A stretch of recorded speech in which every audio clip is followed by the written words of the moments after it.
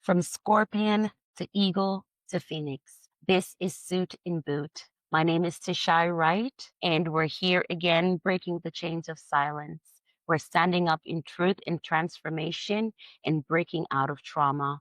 I'm here again with Jianny Adamo, a licensed mental health counselor, and she's here with us again to talk about betrayal trauma and the effects of love.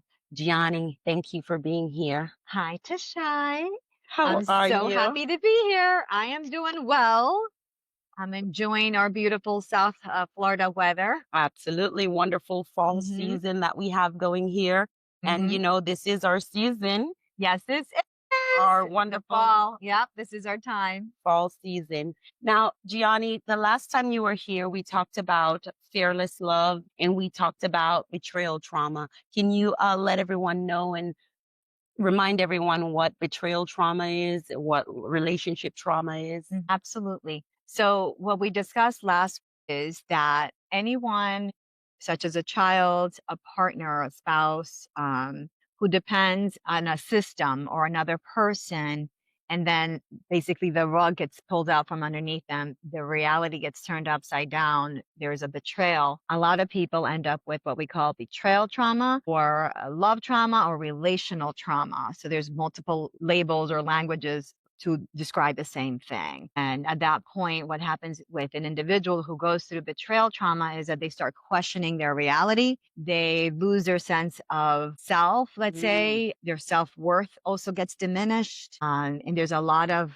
questioning of reality and questioning of themselves. So you end up being in a very unstable, like quicksand kind of a world. So you went from what you thought was, Safety, stability to chaos, exactly, so to speak, right? That's a good way of saying that.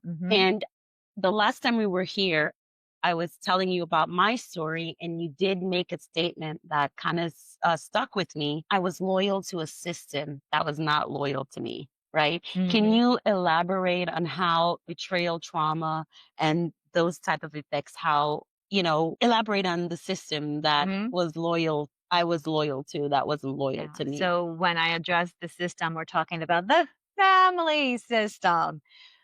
So this is behaviors and maybe even the silence that we inherited from one generation to the next. And we are expected to continue the silence, to continue to put up with things that are actually toxic and abusive to our mental health. Absolutely. So can you tell me what are the effects? What that does to the body, what that does to the mind when we're trying to grapple or wrestle with a system that's not loyal to us, and our brain, it's telling us one thing while the system is telling us something else. Yeah, it divides you. It absolutely divides you. And then what happens is there are many people who will have physical ailments, somatic disorders, and yet they can't pinpoint where the source of this is, the etiology, where this is coming from, because it's all part of an emotional trauma that is now manifesting in the body. So that would mean people like with migraines, people who have chronic pain or sleep disorders or other manifestations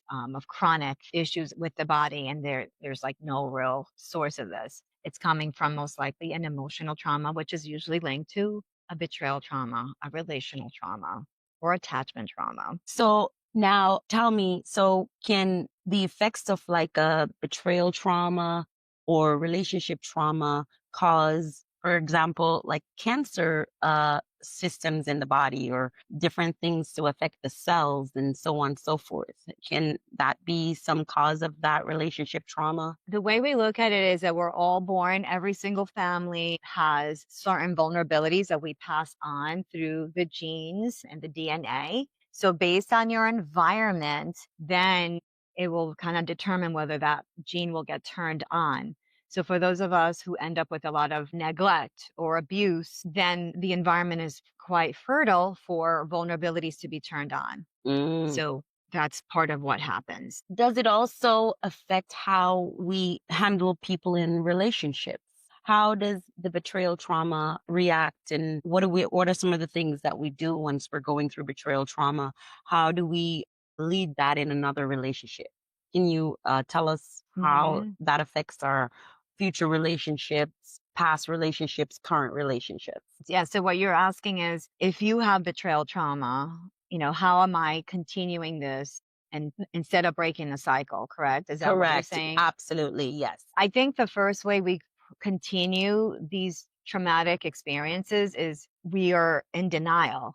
That's Oh a yeah. Oh fact. yeah, that is the first step, right? Like we're talking about stages of grief, really and truly. Hmm. That's one of the stages of grief that Yeah. we're going denial, denial, Yes. denial. Like this is not happening. Yes. And that's because it's so much easier to say, no, this does not exist, because then Hmm. that means I don't have to put energy into trying to fix something. We can just pretend that it does not exist. We'll just pretend that the uncle's behaviors are not toxic and we're just going to laugh it off. But yet the uncle has been fondling and molesting all these children Right. or whatever the situation is. Hmm. So yeah, so it's easier just to say it does not exist. We'll just keep denying. So that's how we keep passing this on to from one generation to the next.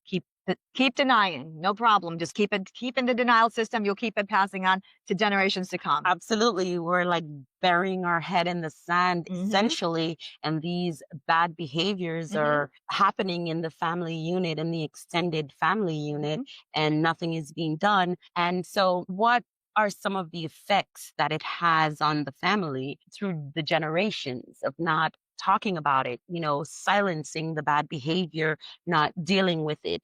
What are some of the effects as we go on through generational cycles and everything like that? Well, I think the major effect is we keep passing it on from one generation to the next. Besides denial, I think the other thing we do need to mention is a lot of times the victims are silenced by the family, and a lot of times the victims are the women, and they're not allowed to speak out. And especially in the generations prior, we were like properties of the man. So, like, Absolutely. then you're shooting yourself in the foot if you're speaking against the people who actually are supporting you. So there was no way to speak out. So that's something obviously that we're breaking through these days. Mhm. We are to speak out and to get the support and help that we can from the people that are out there to support us. I think silence, which is what your podcast is about, breaking the silence, is an important message, because with the silence is how we keep perpetuating this from one generation to the next.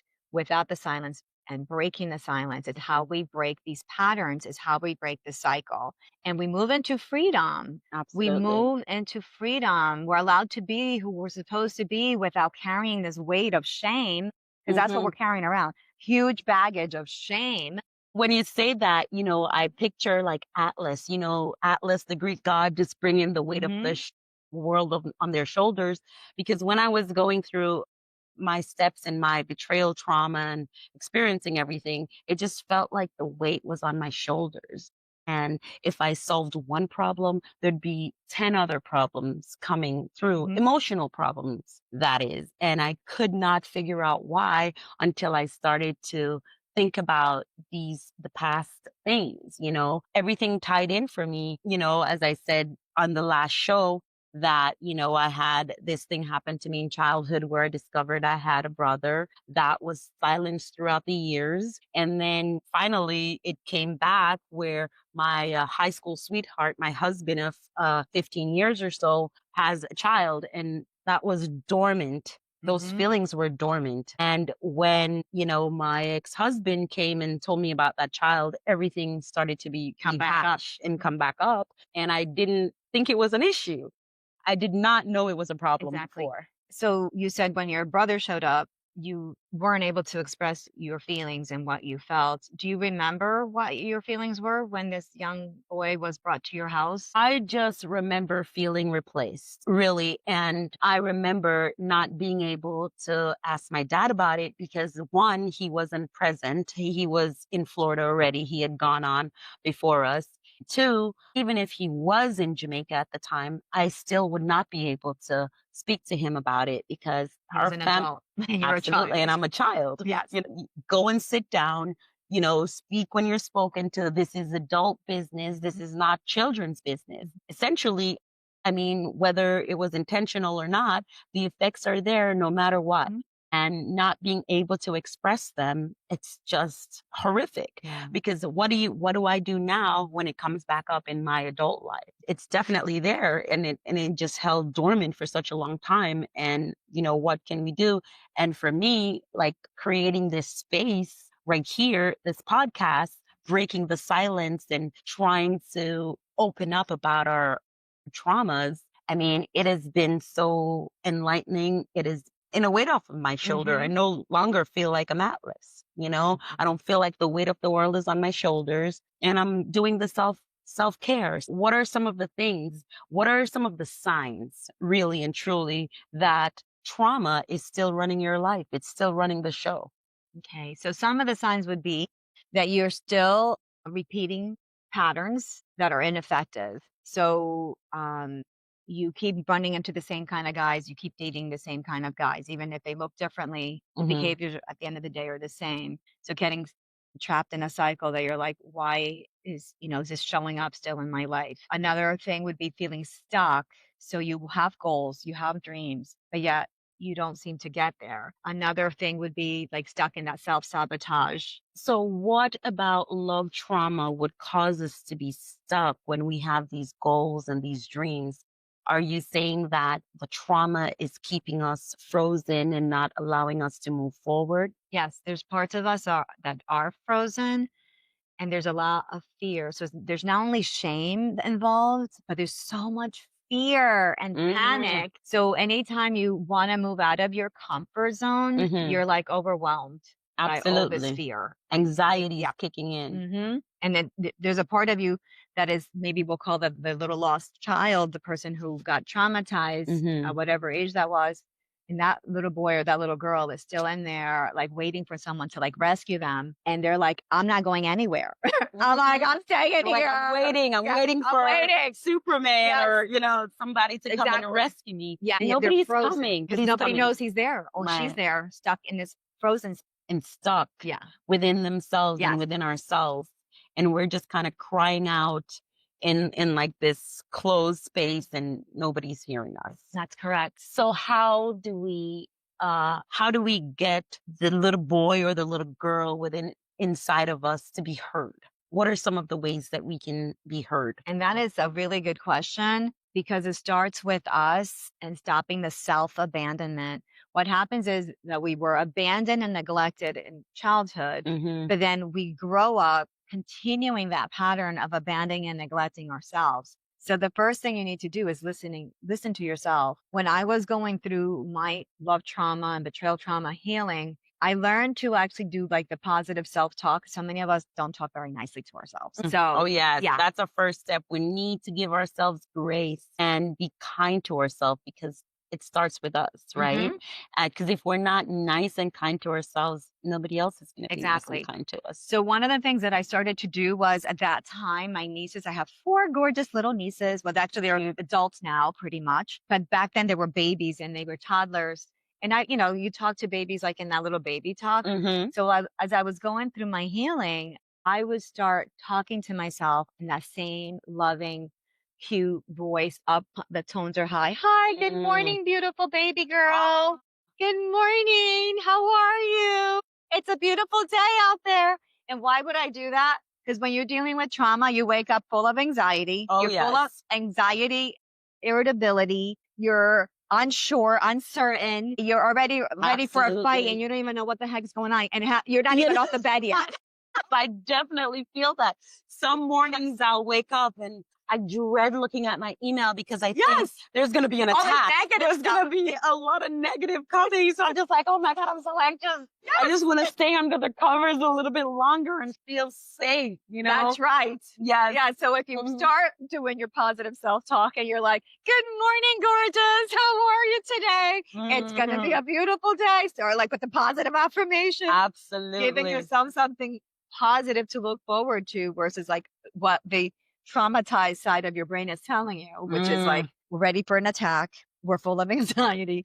I'm irritable. Absolutely. I don't even know why I'm getting up. Life is not even worth it. You know, like, yes, let me stay under the covers, man. Like, no way, I'm staying under the covers. Absolutely. Okay. So in addition to the positive self-talk, journaling was another way. And that's a great thing. And I decided to get some, some journals, the Suit and Boot journal, because that's a great way to put your thoughts and feelings down without having them being judged by another person, right? Because a lot of times we want to speak out and speak up for ourselves, but we don't have that courage because we've been silenced for such a long time. And I think journaling is a great way to express that so that you don't feel like you're being attacked. Exactly. It's your private thoughts and you just close it back up and put it back down. And if you're ready to release it and open it, then you can do that. But I agree. I mean, journaling helped me so much throughout my betrayal trauma cycle, still going through that,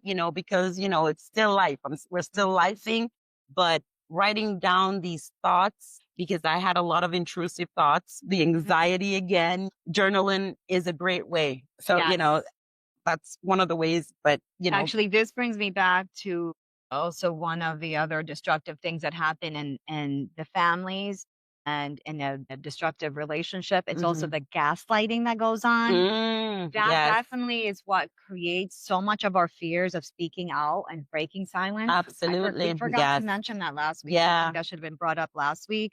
The gaslighting, that really sets a huge root of fear of speaking out. And can you tell and explain what gaslighting is for some of us that don't know? Because we use these terms a lot, and sometimes we don't even understand what the terms are. So can you just elaborate on what gaslighting is? Sure. The gaslighting becomes ultimately a brainwashing of your reality. So you found out that your partner is cheating. And so they're going to be like, no, I did not. And you have all these facts and you're calling out nope. They'll create stories around the facts. They'll create alibis that don't exist. To make you seem like you're making up a narrative or you're crazy, actually. Then they pin back. This is the problem. Not only do they deny it, then they're pinning it back and shifting the blame on you, whatever their bad actions are. So that whatever the heck they did, it was your fault for speaking out, for being controlling, for being emotional, for asking questions, for having boundaries. Everything turns against you, no matter what they...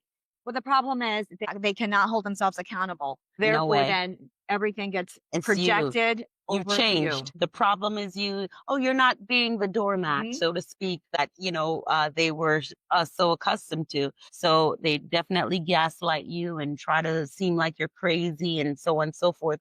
Once you start standing up and, for your boundaries and standing up for yourself, right? Now, let me ask you, how do we tell the difference between boundaries and walls that are built from fear? Because, we're saying boundaries are a way for us to, kind of create like a strong force for us and everything. So how do we know the difference between, we're laying out a boundary and we're just building up a wall as a self-protection for ourselves? So these would be boundaries, right? My arms being in front of me. That's a boundary. Okay. People are going to hit there and they're not going to go any further. So when we say with boundaries is the more space you give yourself with your boundaries, the more breathing space you have for yourself, for your creativity, for your thinking, for your processing your emotions, instead of like somebody's on top of you and you're puking everything on top of somebody else. Right. You don't need that. You need your boundaries to be out here, and they're gates. So they open. Okay. Gates. They open, yet they allow people in and out as well. Okay. So, and the more space you give, the more space you have for yourself. You want that to process. You need creative energy. You need time alone. Okay. So the difference between the wall and the boundary is there are gates. People can come in and out. And as you can see, depending on who it is, we can bring the boundary in. If they're an intimate partner, you want them on top of you, right here, hug, chest to chest, skin to skin. That's where you want your lover and your partner. And not all the time, but many times. Absolutely. And then there are people who are your acquaintances. They're probably going to be out here at least 3 feet away from you. Right. So basically you're saying boundaries they're not rigid. They're not fixed. They can transform, they can shift depending on the situation, right? And so would you say if your boundaries are too rigid, would you, for someone out there that doesn't know the difference between building up the wall of fear versus a boundary, would you say maybe they need to loosen up and kind of reassess how things are affecting them? Okay, so it is normal that in the beginning, when you are going through your healing, that you're going to be extremely sensitive and like everything becomes like very like, I don't know about that. And it's okay. It's part of the healing process. See, in the beginning, you had no boundaries and people were using your body, using you emotionally, using you, all your assets, your services, your intellectual assets. And you asked nothing of them. You just gave it to them for free. Expecting that this is coming back to you in mutual respect. Right. But there was no mutual respect. None. None Just whatsoever. a one-sided taking. Yes. So in the beginning, yes, we are all very sensitive and we actually have to say goodbye to people that had once been very close to us and that hurts. But after you go through your healing, you will be able to invite many of those people back because your boundaries are now properly assessed. And they, if they love you, will start to learn to respect your new boundaries. Absolutely. If they don't, they're going to keep going and that's okay. And it was never meant to be beyond that. The other thing about boundaries is it defines your preferences, what you allow, what you don't allow, what you like, what you dislike. All of that's here in this space. You have a sense of yourself and you have a better definition of your life and what you want in it. So it's okay. We can make that very flexible. And in the beginning, yeah, we're going to be very like, I need to reassess everything right now. So everybody's out. Everybody's out right now. For the 3 or 4 people I could do. Right. Absolutely. And I want to ask you, so when I was going through my steps, my betrayal and so on, at first there were like a lot of feelings, just so much feelings that were just washing over me and encompassing. And then at another time, I just felt nothing. There's like a bunch of numbness. Now, is that like a typical type of transformation, different stages? Can you help me with that assessment? Or because I kind of felt crazy. I was like, all right, all of a sudden I'm like experiencing all these feelings and now I feel nothing or feel little. So, and I just thought I was crazy. No, I think that's also all pretty natural, part of the healing journey. And we say that healing journey is like it's cyclical. You're going around, but you're hopefully moving out of this nightmare down here, whatever that was, but you're still going around, which means you're going to revisit the same topics multiple times, maybe in a year. And maybe 2 years later, you'll revisit that same topic again, but from a totally different perspective. And I get a lot of clients who are like, but I thought I healed that already. I'm like, it's okay. I feel like I'm going backwards, right? It's like oh my God, I don't want to feel this again because I've already dealt with this. It's just part of the layering. And now you're back, but we're looking at it from a different perspective. And it's healthier that way. Absolutely. And it's interesting that you say that, once you've gone through your boundaries, because even with my ex-husband, we're like the best of friends now because I was so angry with him at some moments, like even last year, I couldn't even stand to see his face. Now it's like, he used to be my best friend. Now it's like I can see pieces of my best friend and I'm not harboring all that anger towards him because I've reassessed and I see him a little bit as a victim of that same system that I was a part of. And I think he's also a victim. So I definitely view the situation very differently. I view him differently now. And and this is not about blaming another person. It's about my healing and where that healing is taking me. And for the longest time, when I was, kind of like seeing him in a different light or a better light, I put a lot of blame on myself because I'm like, you're such an idiot. This man cheated on you, whatever it is, and brought up all this childhood trauma. But once I assessed it and I got through my healing, it was more so me understanding why I reacted the way that I reacted. And my healing and my emotional journey is on me. It's not on him. And I have to take accountability for that, for myself. And that's part of the reason I created this space, because it's not about blame. It's about your healing journey. That's right. And I know this is not the most popular view, but at the end of your journey and your healing, you actually end up thanking the adversary Absolutely. because that's what they are. Mm-hmm. These people who actually inflict pain upon us, Mm-hmm. they were our adversary. And we are worthy of these Absolutely. adversaries because they support our healing journey while we are deciding to stay open and healing. We can stay bitter or we become better. Absolutely. But I love that, bitter or better. That's That is right. so amazing. Hopefully we're getting better. Absolutely. And when we do, as we get better, we realize they entered our lives as a gift, even though it was extremely painful and there was a lot of suffering. We Mhm. still see that as a gift from them to us. Absolutely. And, you know, I am trying in my next relationship or my next journey that, as you said earlier, we date the same type of people, right? We look for similar guys and so on and so forth.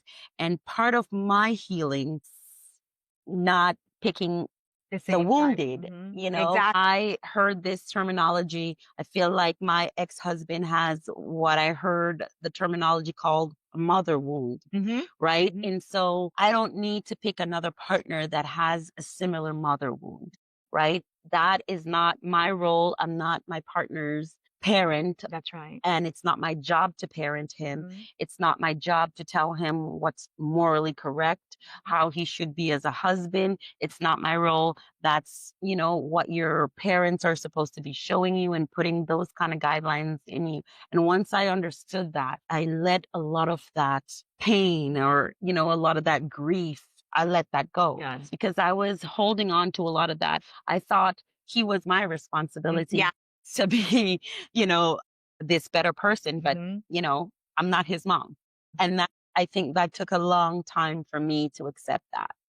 Letting go of this is the thing is that becomes a role for us. The role is caretaker and Mhm. protector. We as children of parent who are either narcissistic or they were addicts or abusive of whatever kind, we end up becoming the caretaker and the protector of self and of the Absolutely. other little kids, children in the Mhm. household or siblings, and sometimes even a sick parent. Yeah. And then we continue into adulthood, attracting the injured, Oh the yeah, the wounded wounded. bird. You're like, I'm like dating the wounded bird because I'm a fixer. Yeah, So we exactly. become fixers. Yeah, we become the fixers. And that took so much for me. I can't fix a Mhm. person, right? You have to heal yourself. Yeah. And the word fix, it means that you're broken, right? And yes, we are emotionally broken, but we're still whole in a way that we're not to be discarded, Yes. right? That's, We're still good. We're not spoiled milk. that's right. And so that's And even kind of spoiled milk turns into cheese so or true, butter. right? We can Something. definitely get repurposed. Yes. For, There you go. I like that. for something else.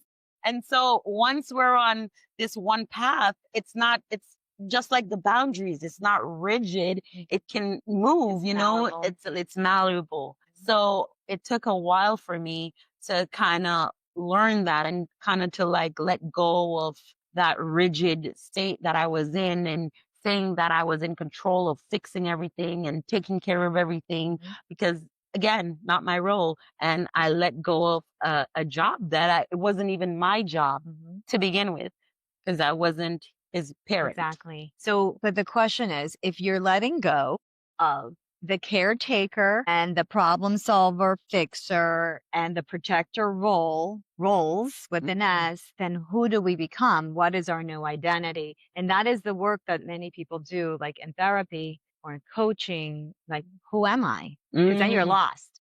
Like, who am I if I'm not the fixer, the caretaker, problem solver? You know, like who the heck Identity am I? loss. So Absolutely. it's a whole identity loss. I suffered that, you know, after I realized that, you know, I'm not his mom or, you know, I'm not responsible for fixing these things, that it took me such a difficult road that, you know, who am I if I'm not playing this role? Because him and I grew up together. We met when we were 15 years old and a sophomore in high school, right? So I took on that role since then. And he grew up in my family. My family kind of raised him, you know, in a way. It was. Oh, so you guys grew up like siblings. We grew up like siblings. So he grew up in the same system, so to speak. as I grew up in. So it was like, okay, here I am dating a sibling because we grew up in a similar system. Mm. Right. And then he had all these issues with mom, who he only spent about 7 years of his life living in the same household as mom. So he has a gaping mother wound, so to speak. Right. And the interesting thing is, mom was in the middle of us because she moved into the house while we were married. And Wow. yeah, His mom moved So in. then she shows up and it's in your marriage. And it's in our marriage. Oh my God. And then she's trying to reclaim her son. Of course. Oh my Well, God. he's already an adult here. And so it was just a lot of chaos in that household, the house that him and I bought together.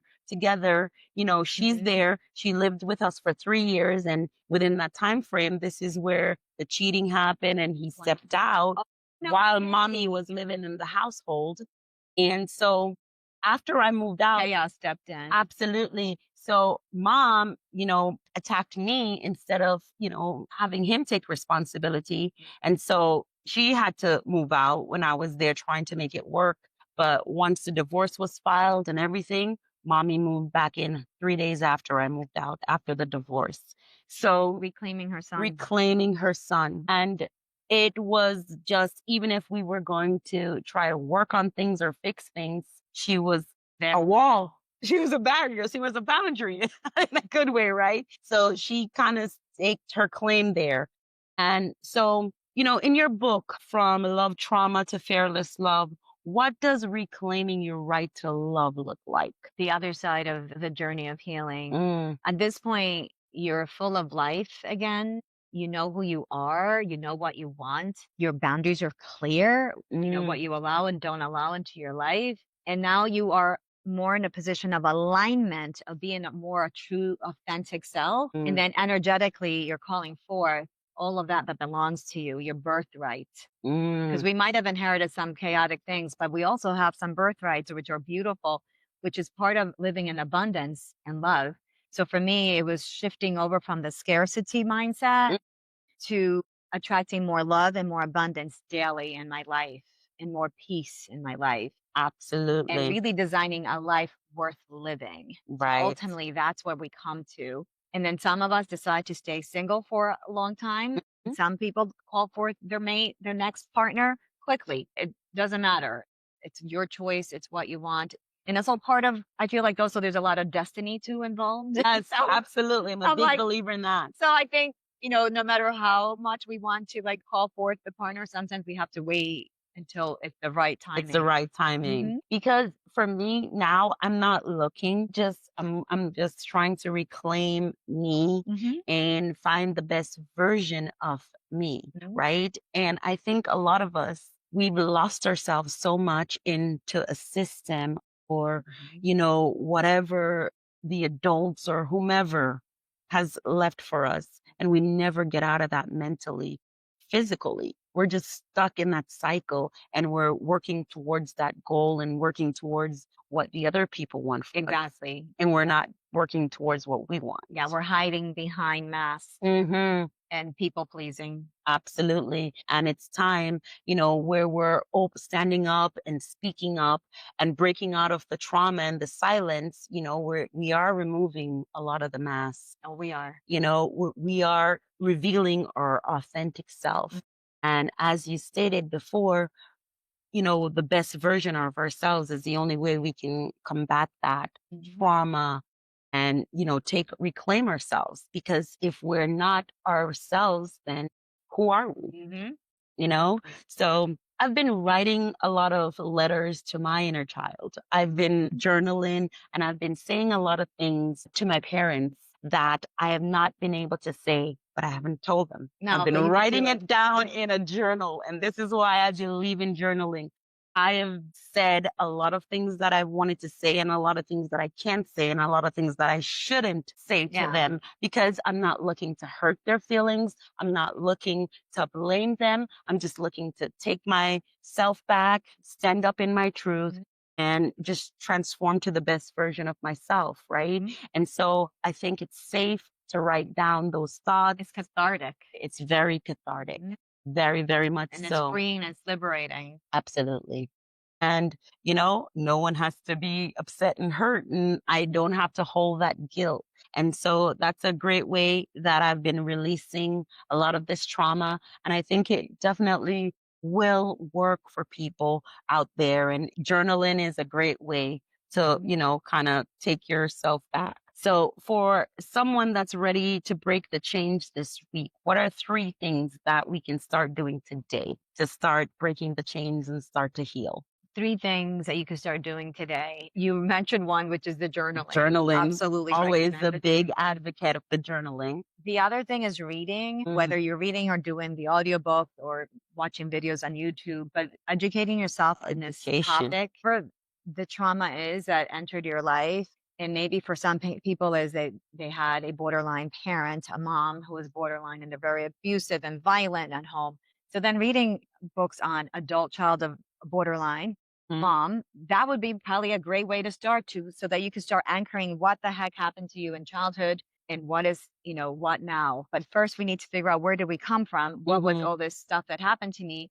Because then we have the understanding Absolutely to keep moving forward. Without understanding our history, then we're still blind out there, like pinning, the what do you call it? The tail on the donkey. Absolutely, blindly. So it's And that's important. why we learn history, because we don't want to create, do the things of the past. That's why we learn history all the time. So the journaling, the reading and researching and understanding. And then the third is your body, which I talked about last week. You've got to include your body. So working out, exercising, dance, yoga, breathing, Walking on the somatic beach, things, golfing, different type of activities that, affect the brain and so on and so forth, because everything is all connected. The mind and the body is all connected, all in one. The more you're silenced, it's like you're being abused. It's a silent abuse. Yeah, we emotional abuse is emotional abuse is silencing. So we definitely need to be able to break out of that. And I do thank you for being here. And you were talking the last time before we go about that you do not have an alarm because you don't want to wake up in that chaos. We were talking you about already the heard anxiety. waking up. Absolutely. Oh, that alarm would be adding to it. So, and I think that's a great way to kind of get the mind and the body together and break out of trauma, break out of the silence. And I love these tools and these great ways that we can release ourselves. It doesn't have to be expensive. A walk on the beach is free, Exactly. So they're Or hike in different the ways. mountains somewhere else. Absolutely. Hike in the mountains, go to the park, whatever it is, go on a boat, something. So these are all ways that we can break out of the trauma, break out of the silence, and stand up in the truth and the transformation. Jianny, thank you again for being here. And thank you for talking to us about betrayal trauma, fearless love. And Jianny has a book. It's on Amazon. It's available. She's also a coach here. And so I thank you so much for being here. And thank you for joining me in Suits and Boots. And Jianny, do you have anyone who wishes to find me, you can find me at fearlesslove.net. And I offer a free 15 minutes to your audience. So check it out and schedule yourself for your free 15-minute consultation with me. And thank you so much, Jianny, for that. You can check out Jianny at fearlesslove.com. And thank you for tuning into Suits and Boots, standing up in truth and transformation, breaking out of trauma. My name is 𝐀𝐨𝐶 Wright, and from Scorpion to Eagle to the Phoenix, still we rise. Thank you. Thank you, Chit Chat. Hey, Cheers. Thank you.